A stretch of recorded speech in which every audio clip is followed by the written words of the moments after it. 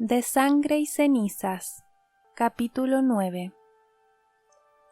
Tenía la piel empapada en sudor cuando me agaché y giré en redondo. Mi larga y gruesa trenza se enroscó a mi alrededor. Lancé una patada y mi pie desnudo impactó contra el lado de la espinilla de Víctor, pillado con la guardia baja. Se tambaleó hacia un costado mientras yo saltaba para ponerme a su lado. Empezó a contraatacar, pero se quedó paralizado. Bajó la vista hacia donde yo sujetaba mi daga contra su cuello. Las comisuras de sus labios se curvaron hacia abajo. «Yo gano», dije con una sonrisa. «No se trata de ganar, Poppy». «¿Ah, no?» Bajé la daga y di un paso atrás. «Se trata de sobrevivir. ¿Y eso no es ganar?» Víctor me lanzó una mirada de soslayo mientras se secaba la frente con el brazo. «Supongo que puedes verlo de ese modo, pero nunca es un juego». «Ya lo sé». Envainé la daga pegada a mi muslo. Vestida con unas mallas gruesas y una túnica vieja de Víctor, caminé por el suelo de piedra hacia una ajada mesa de madera. Recuperé mi vaso de agua y di un buen sorbo. Si pudiese vestir así todo el día, todos los días, sería una chica feliz. Aunque si fuese un juego, hubiese ganado. «Solo me has derrotado 2 veces, Poppy». «Sí, pero en ambas ocasiones te hubiese cortado el cuello». «Tú me has derrotado 3 veces, pero no hubiesen sido más que heridas superficiales». «¿Heridas superficiales?» Soltó una carcajada seca, cosa rara en él. Solo tú podrías considerar el destripamiento como una insignificante herida superficial. ¡Qué mala perdedora eres! Creía que eso no era un juego. Soltó un bufido. Me encogí de hombros con una sonrisa mientras me giraba hacia él. Diminutas motas de polvo danzaban a la luz del sol que entraba a raudales por las ventanas abiertas. Hacía mucho que habían quitado los cristales y la habitación era o bien casi gélida y con corrientes en invierno o de un calor insoportable en verano. Pero nadie nos buscaba jamás ahí, así que las temperaturas extremas eran más que manejables. Era la mañana después del funeral de Ryland, demasiado temprano para que la mayoría de la gente del castillo estuviera en pie. Casi todo el personal y los habitantes de la fortaleza seguían el horario de los ascendidos, y tanto los sirvientes como el duque y la duquesa creían que todavía estaba acostada. Solo Tawny sabía dónde estaba, ni siquiera Ryland lo había sabido, puesto que Víctor siempre tenía turno de mañana conmigo. «¿Qué tal está tu cabeza?», preguntó Víctor. «Muy bien». «¿Eso es verdad?», insistió, con una ceja rubia arqueada. Un tenue magullón entre azul y morado por encima de la sien era todo lo que me quedaba del ataque. La piel de alrededor de mi boca ya no estaba roja, y sí, tenía un corte superficial en el carrillo al que iba a parar toda la sal que ingería, pero aparte de eso, estaba bien. No lo admitiría jamás, pero que Víctor el día anterior me sugiriera que me lo tomara con calma y descansara era probable que tuviese mucho que ver con ello. Después del funeral de Ryland, había pasado el día en mis habitaciones, leyendo uno de los libros que me había llevado Tawny. Era la historia de 2 amantes, desafortunados pero aún así destinados el uno al otro. El título entraba dentro del montón de cosas que Penélope tiene prohibido leer, que era prácticamente todo lo que no supusiera algún tipo de material educativo o las enseñanzas de los dioses. Había terminado la novela ayer por la noche y me preguntaba si Tawny podría conseguirme otra. Lo dudaba mucho. La preparación para el inminente rito estaba consumiendo gran parte de su tiempo libre. Siempre que Tawny no podía traerme un libro para leer, simplemente me colaba a hurtadillas en el Ateneo y me servía yo misma. Además, con ese intento de secuestro y lo que le había sucedido a Maleza, no quería que Tawny estuviese rondando por ahí, lo cual significaba que yo tampoco debería rondar por ahí sin protección. Aunque el Ateneo no estaba demasiado lejos, solo unas manzanas más allá del castillo y fácil de llegar desde la arboleda. Disfrazada, nadie sabría que era la doncella, pero seguía pareciendo demasiado arriesgado e imprudente hacer algo así tan pronto, después del ataque. Ayer por la noche me dolía un poco, pero no desde que me he levantado. Hice una pausa. El hombre daba puñetazos como una damisela. Víctor resopló divertido mientras se acercaba. Deslizó la espada corta en su vaina. ¿Has dormido bien? ¿Tengo aspecto de no haber dormido?, pregunté, tras plantearme mentirle. Víctor se detuvo delante de mí. Rara vez duermes bien. Supongo que lo que te ocurrió con Ryland habrá exacerbado tu ya de por sí escasa capacidad para conciliar el sueño. Oh, ¿estás preocupado por mí?, me burlé. Eres un padrazo. Puso cara de sufrimiento. Deja de esquivar mis preguntas, Poppy. ¿Por qué? Se me da genial. En realidad no. Puse los ojos en blanco y suspiré. Me costó un rato dormirme, pero hace tiempo que no tengo pesadillas. Los ojos de Víctor rebuscaron en los míos, como si intentara determinar si estaba mintiendo. De hecho, era probable que pudiese hacerlo. No estaba mintiendo, del todo. No había tenido una pesadilla desde que fui a la Perla Roja y no estaba muy segura de la razón. A lo mejor, quedarme dormida pensando en lo que había sucedido en la Perla Roja había cambiado de algún modo mi cerebro y lo había alejado de antiguos traumas. Si era así, no pensaba mirarle los dientes a ese caballo regalado. ¿Quién crees que va a sustituir a Ryland?, pregunté, para cambiar de tema antes de que pudiese seguir por esa vía de interrogatorio. No estoy seguro, pero supongo que lo decidirán pronto. Mi cabeza se fue de inmediato hacia Hawke. Aunque era imposible que estuviese entre los candidatos, no cuando había muchos otros guardias en el adarve que llevaban ahí muchísimo más tiempo que él. De todos modos, la pregunta pareció brotar de mis labios sin querer. ¿Crees que será el que vino de la capital hace poco? ¿El guardia que se colocó a mi lado en el funeral? El que me había asegurado que no volverían a hacerme daño. ¿Te refieres a Hawke?, preguntó Víctor, al tiempo que guardaba su otra espada. Oh, ¿se llama así? Víctor levantó la vista hacia mí. Mientes fatal. ¿Por qué?, fruncí el ceño.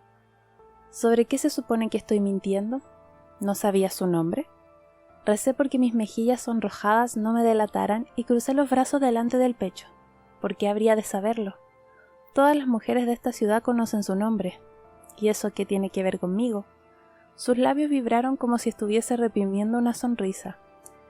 Es un joven muy guapo, o eso me han dicho, y no hay nada malo en que te fijes en él.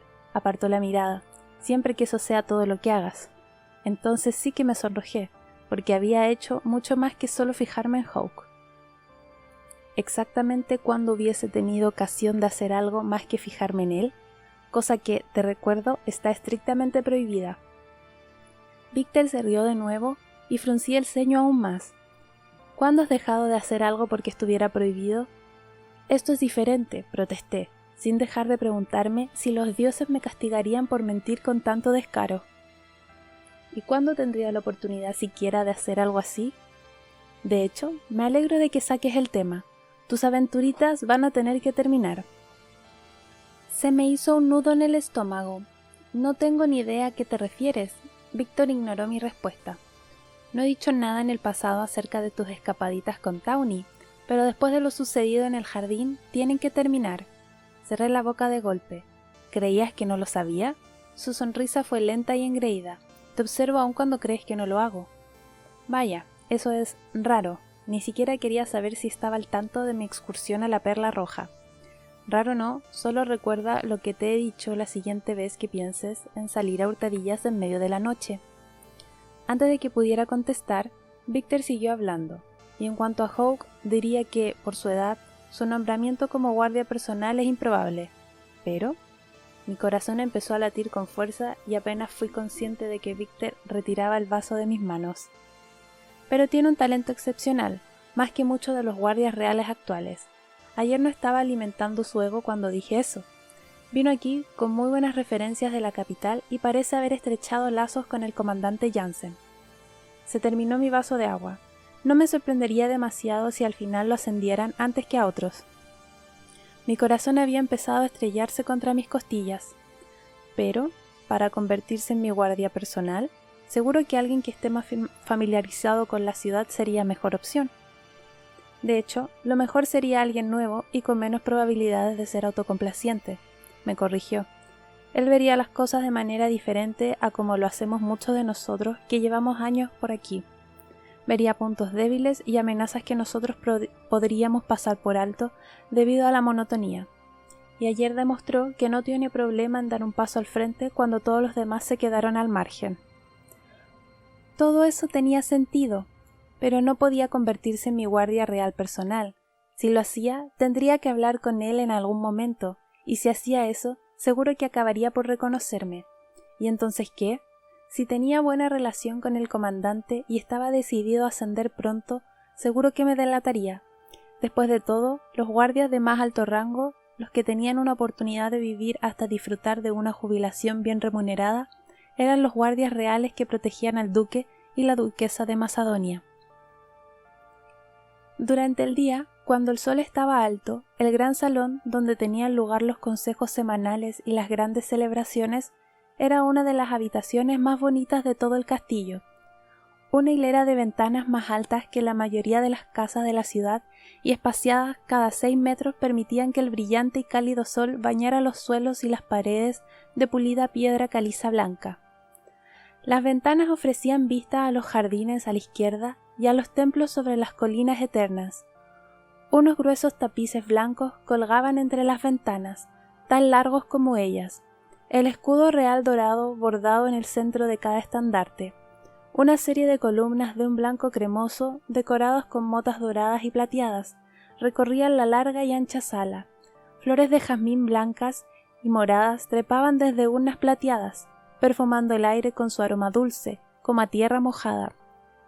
El techo pintado a mano era la verdadera obra maestra del gran salón. Todos los dioses nos observaban desde lo alto. Ión y Rahar, la exuberante y pelirroja, Aios, diosa del amor, la fertilidad y la belleza, Saión, con su piel oscura, dios del cielo y la tierra, era tierra, viento y agua. A su lado estaban Teón, el dios de la concordia y la guerra, y su gemela, la Ayla, la diosa de la paz y la venganza, la morena diosa de la caza, Bel, armada con su arco. Estaba Perus, con su pelo blanco, el pálido dios del rito y la prosperidad. A su lado, Rahín, el dios del hombre común y los finales. Y después estaba mi tocaya, Penélope, la diosa de la sabiduría, la lealtad y el deber, cosa que encontraba muy irónica.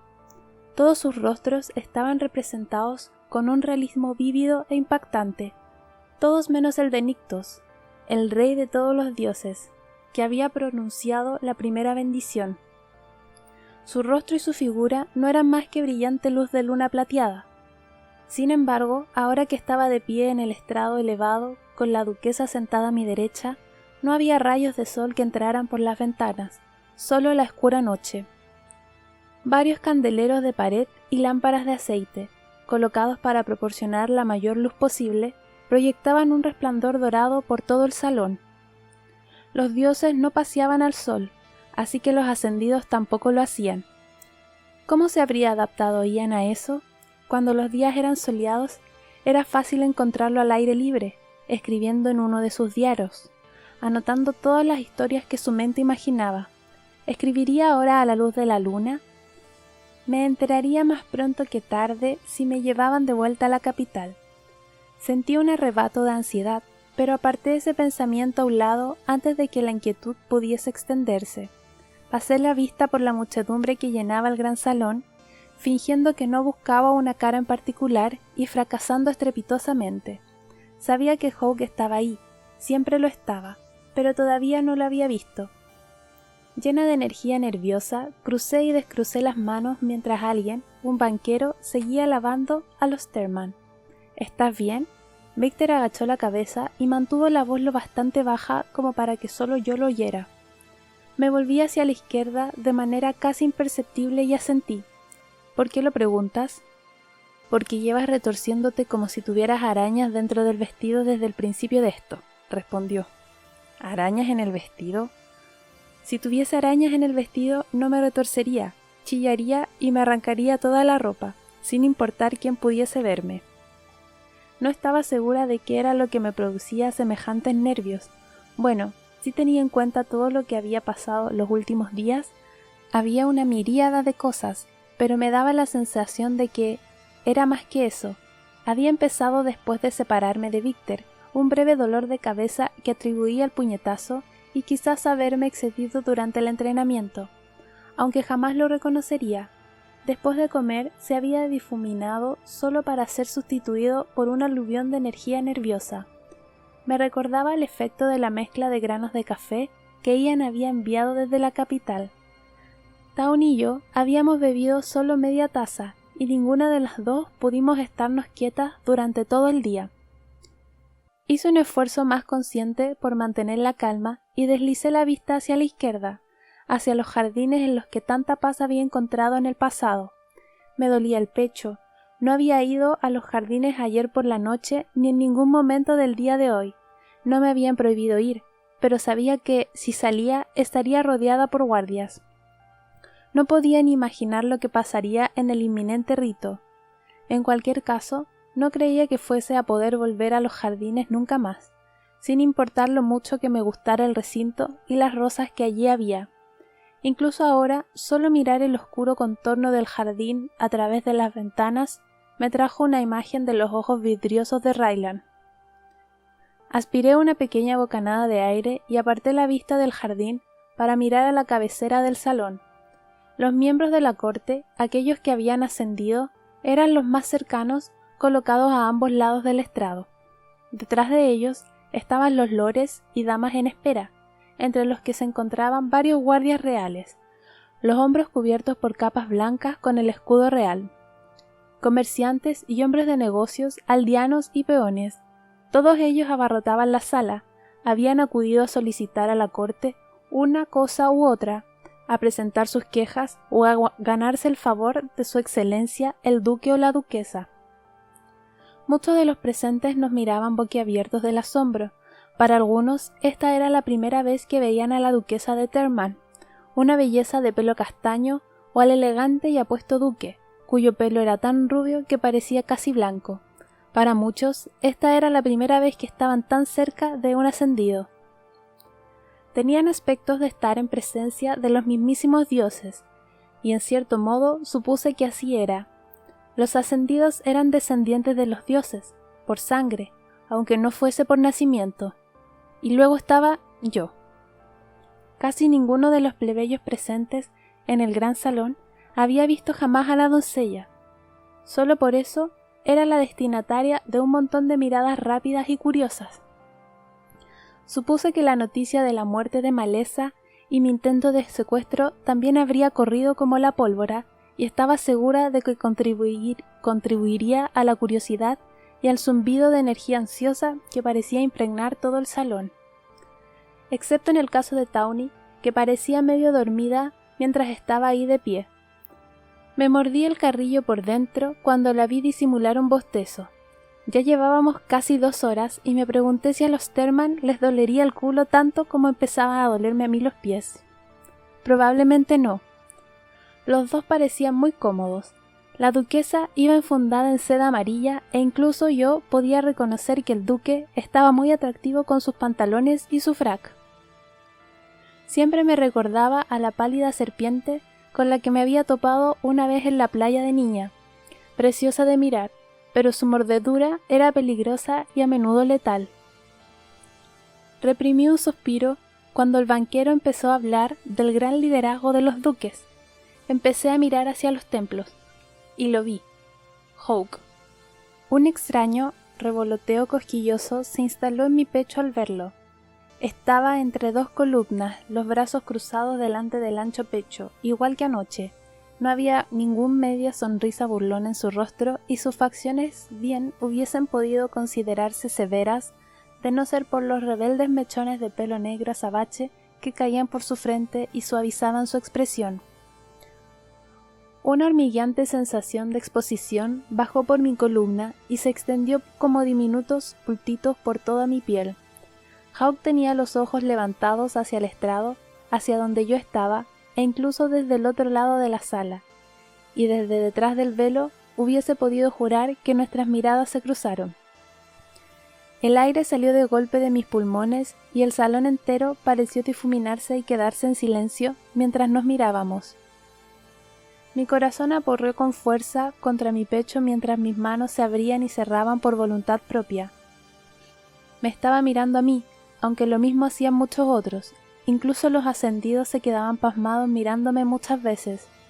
Era una curiosidad, una atracción de feria exhibida una vez a la semana como recordatorio de que los dioses podían intervenir de manera activa en nacimientos y en vidas. Aún así, notaba las piernas raras y el pulso alterado, como si hubiese pasado la última hora practicando diferentes técnicas de combate con Víctor. Magnus, uno de los secretarios del duque, llamó mi atención al nombrar a los siguientes en hablar. El señor y la señora Tullis han solicitado tener unas palabras, sus excelencias. Vestidos con ropa simple pero limpia, una pareja rubia salió de detrás de un grupo de personas que esperaba hacia el final de la sala. El marido había pasado el brazo alrededor de los hombros de su esposa, más bajita, y la mantenía cerca de su lado. Con el pelo retirado de un rostro palidísimo, la mujer no llevaba joyas, pero sujetaba un pequeño fardo bien envuelto entre los brazos. El fardo se removió cuando se acercaron al estrado y unos diminutos brazos y piernas estiraron la pálida manta azul. El matrimonio tenía los ojos clavados en el suelo, las cabezas gachas, no levantaron la vista, no hasta que la duquesa les dio permiso para hacerlo. «Podéis hablar», les indicó. Su voz cautivadoramente femenina y cargada de una dulzura sin fin, sonaba como alguien que jamás hubiese levantado la voz o la mano por enfado, y así era. Por enésima vez me pregunté exactamente qué tenían ella y el duque en común. No podía recordar la última vez que los había visto tocarse, aunque tampoco es que eso fuese necesario para que los ascendidos se casaran. A diferencia de otras personas, saltaba a la vista que el señor y la señora Tullis compartían profundos sentimientos el uno por el otro.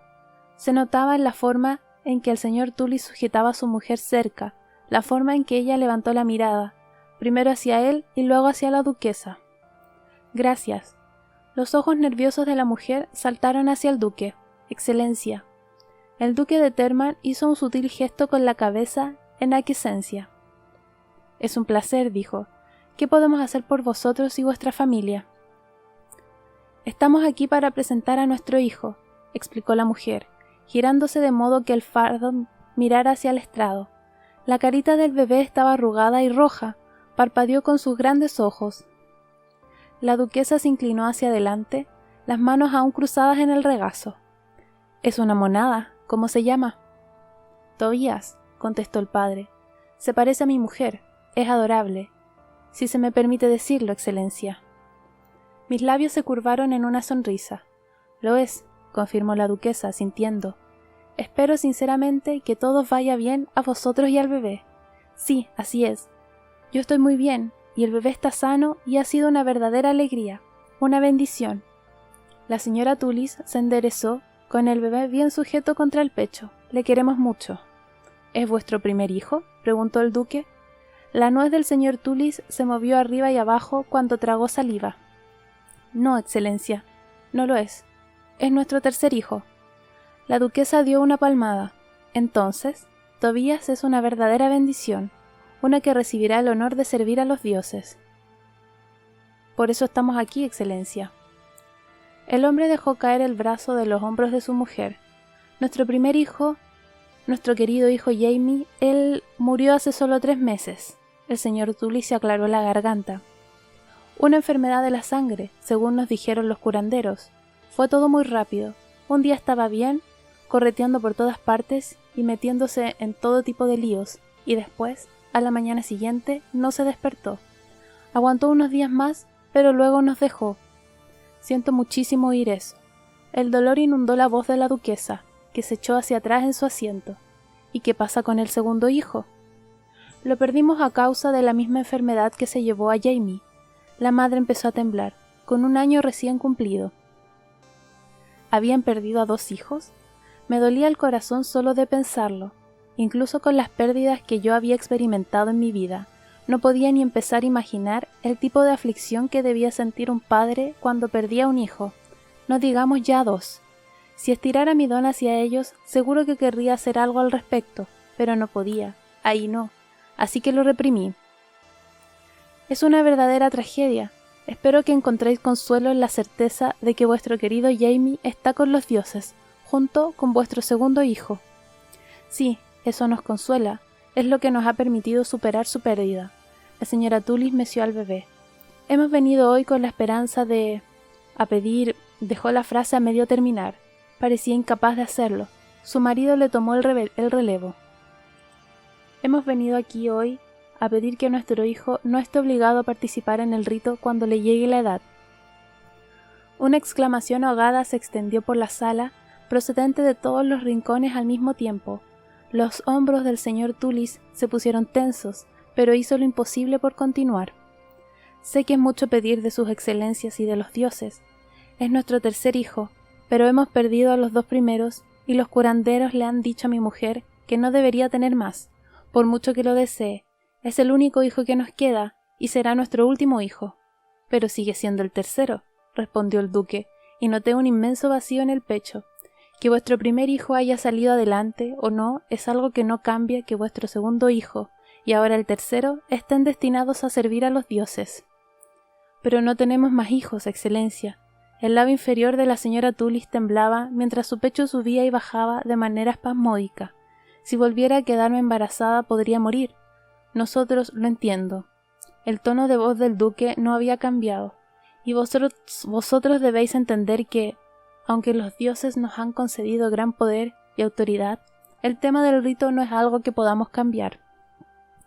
Pero pueden hablar con los dioses. El señor Tullis hizo ademán de acercarse, pero se paró en seco cuando varios guardias reales dieron un paso adelante. Un murmullo grave brotó entre los asistentes. Miré hacia donde estaba Hawke.